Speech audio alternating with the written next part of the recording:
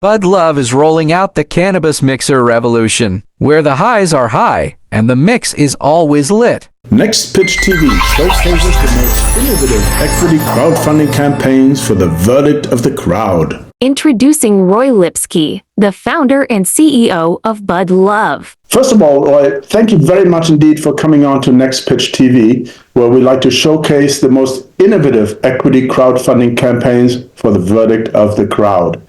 And boy, Bud Love definitely fits the bill there. So thank you very much for coming on. Allow me to ask you, first of all, what is it that got you into this business in the first place on a higher scale? It's an interesting story. I founded and ran a biotech company that was setting about to create the world's first biomanufactured cannabinoids. Biomanufacturing, it's the same way that they make the Beyond Meat burgers, etc. And after many years and a lot of investment, we succeeded. And we had this metric ton of the mother cannabinoid, CBG. But unfortunately, the market for CBG hadn't really developed yet. And so we wanted to discover, was there an immediate application for this molecule? And someone had the idea, well, does it do anything with cannabis? And we did this blind study where we gave people one drink with pure THC and another one with THC and CBG at a 1-to-1 ratio, 650-person blind study. They didn't know anything about these drinks other than they were cannabis drinks. And the results were just surprising. People said that they got just as buzzed off both drinks, even though one of them had half the amount of THC in it. But they described the buzz as more happy, more zen, more social. And then about a quarter of people said they had some amount of anxiety feelings with the THC-only drink. Zero did with the mixture.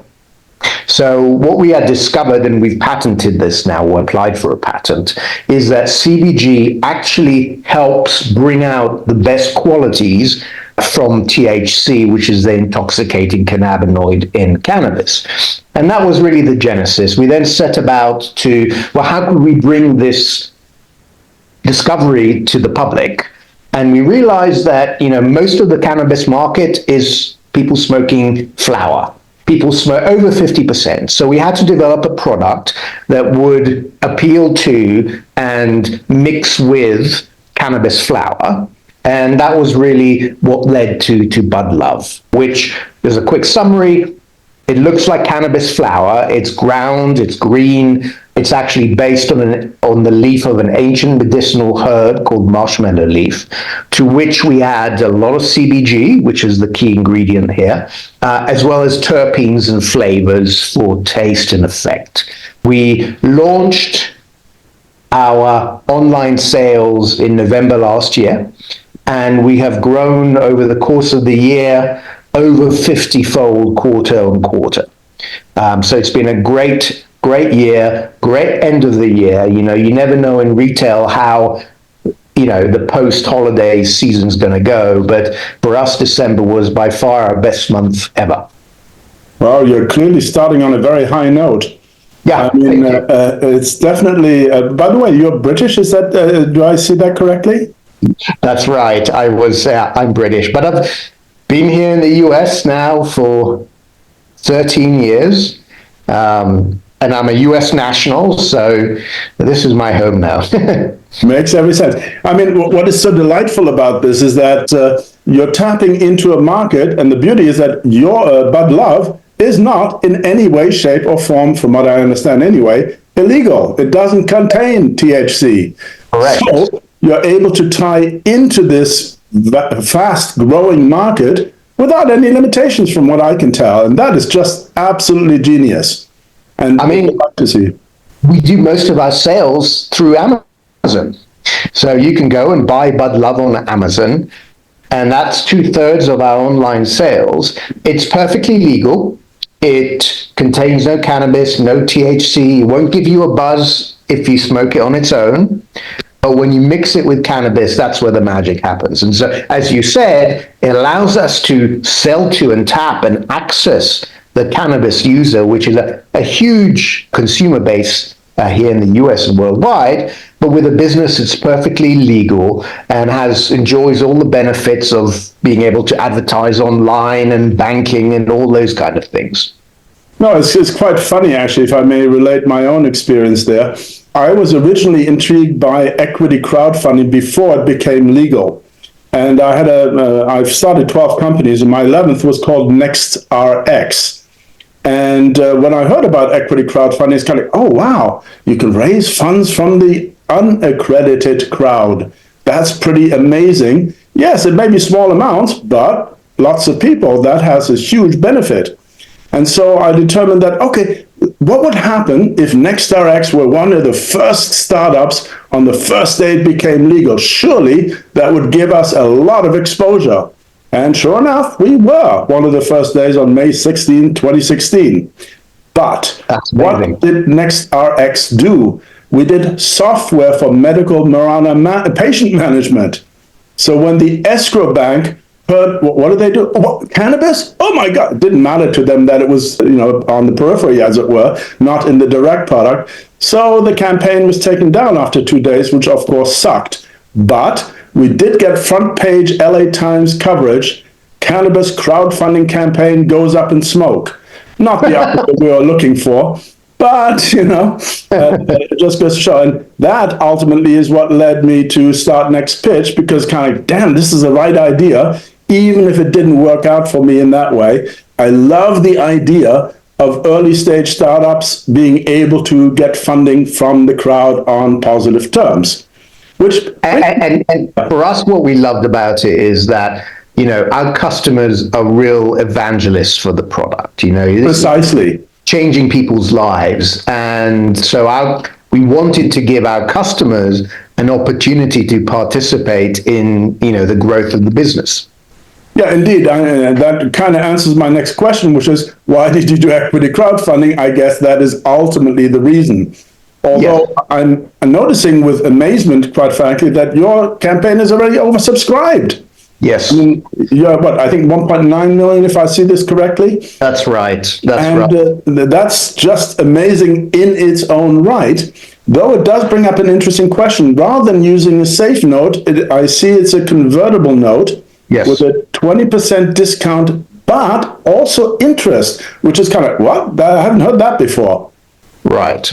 So let me address that. I know that SafeNote, look, I'm an experienced entrepreneur. I've been founding and running companies since I was 25, raised hundreds of millions in my career from primarily institutional investors. This was my first crowdfunding. And, I believe in fair and equitable relationships. And I just felt that a SafeNote is it's not a great investment for someone. I felt a convertible was a much fairer investment. And similarly, in a world of raising interest rates, I also felt that, whilst we might have got away with it, not having an interest was also not fair. So we tried to price this as fair as we thought that we could. Well, I have to say, I think that you really are doing just that.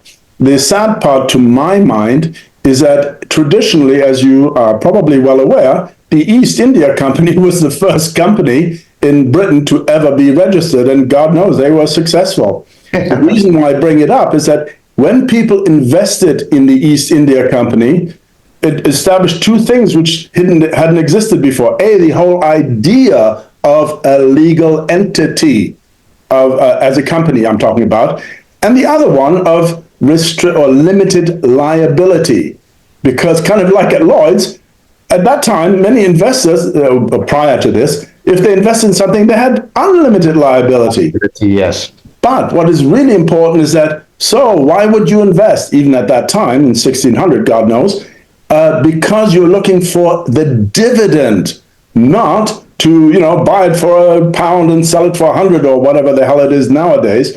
So the dividend, at least as far as the early stage companies are concerned, is kind of, what's that? Why would we want to pay a dividend? it appears to me that what you're doing is really the equivalent, in a somewhat different way, to be sure, but nonetheless, of offering a dividend together with the product, which is just amazing and very far-sighted, if I may say so. Thank you. Just to be clear, the interest that accrues on the note is paid at conversion. So it's not exactly like a dividend, but it does mean that you end up essentially with more shares in the company than you would otherwise. Right, and by the way that you guys seem to be growing, that looks to be very promising. I mean, let's be frank. When it comes to equity crowdfunding, the typical investment is not major, $100, $500, maybe $1,000, not people's life savings. But the reality is that given that most startups are pre-revenue, or if they have revenue, they certainly don't have typically profitability, the chances of you making a killing, let alone getting your money back, are not very good, quite frankly. But from what I can tell, yours is one that really has a very high probability of getting an excellent return, plus the satisfaction of supporting an innovative startup right from the get-go. And that is really great to see. Thank you. And because it is a convertible note, essentially, it is a debt liability until conversion. So investors have all the protection of essentially being debt lenders prior to conversion into equity, which is, the highest protection you can have as an investor. I would agree with you on that. Now, one thing does surprise me in that, as you are well aware, I'm sure, the maximum for Reg CF is 5 million these days. When I started off, it was 1,070,000. Why are you not going for, in this case, the max? Well, to be honest with you, we didn't really know how it would go. It's our first experience of crowdfunding. We launched it, just as we started to launch our actual business. So we didn't want to be, too ambitious. And we felt that once, if we do meet our goal, we can always allow oversubscriptions. So I think it's a more gentle and elegant way to get to the same place. Okay, well, it makes certainly a lot of sense. Not to mention, by the way, that once this campaign is concluded, obviously you have the choice not only, if you want, to run it again on, in this case, WeFunder, but indeed to say, how about if we expose ourselves to another platform like Start Engine, Republic, what have you. So the opportunity in that sense doesn't run away. But it looks to me like you are likely to do very well regardless of which one you go to. But let me not assume anything. How has the practical experience of equity crowdfunding been from your perspective? Yes. And let me just say, because you talked about timing, we are now in a critical juncture. The campaign closes at the end of the month. So if anyone's interested, you got basically 2 weeks to make your investment before the opportunity's gone. As to my experiences of crowdfunding, I think my experiences have been influenced by my previous funding experience, which has been primarily institutional. You have maybe 20 to 30 meetings over the course of 2 or 3 weeks, and you walk away with $50 million. This was very different. And what we needed to do to kind of get the best out of it is approach it as a marketing exercise, not as a traditional fundraise. And once we realized that, things started going very well. So, we did a lot of support with emails and LinkedIn and some advertising on Facebook, etc., and obviously target our existing customers. So, it was not easy. It's not easy money.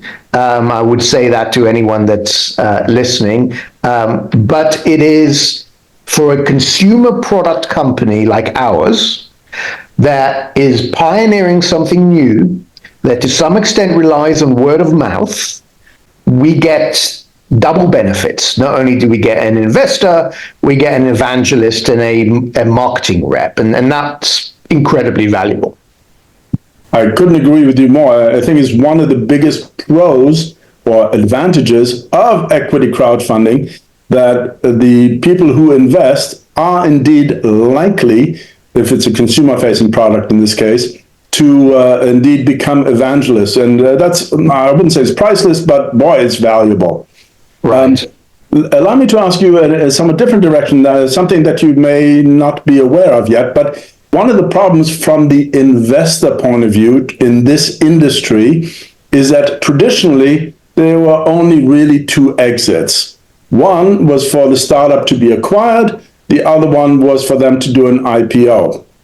However, now a third potentially viable means has come about on platforms like Start Engine, for example.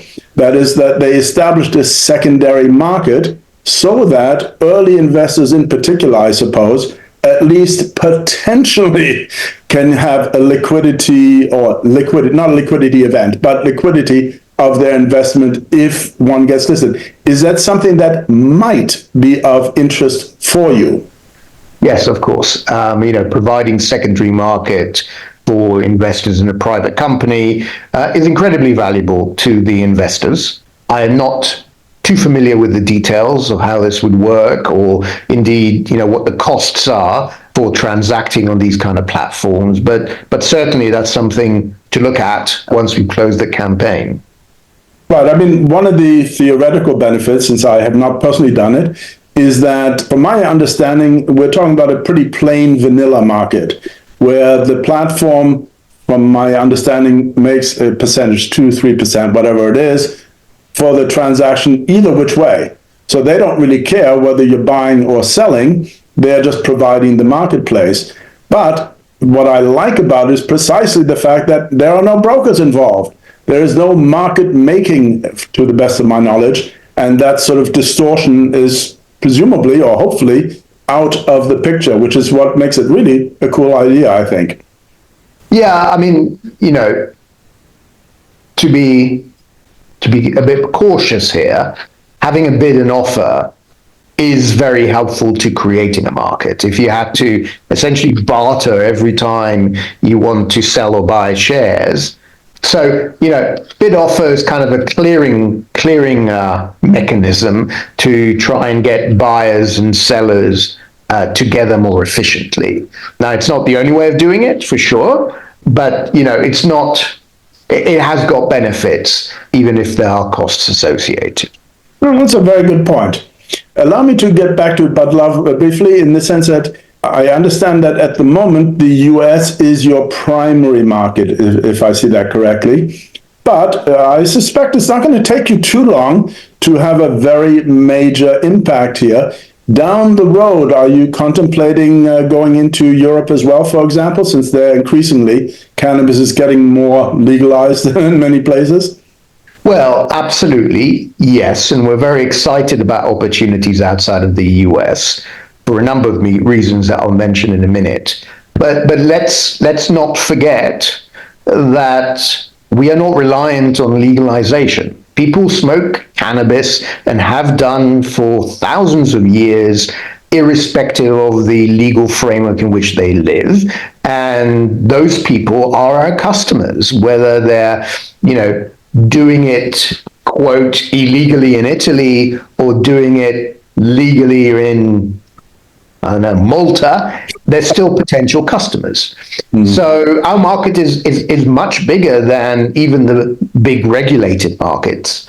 The unregulated markets, as they're called, which are the ones that are not operating in a legal framework, are 10 times bigger than the legal markets.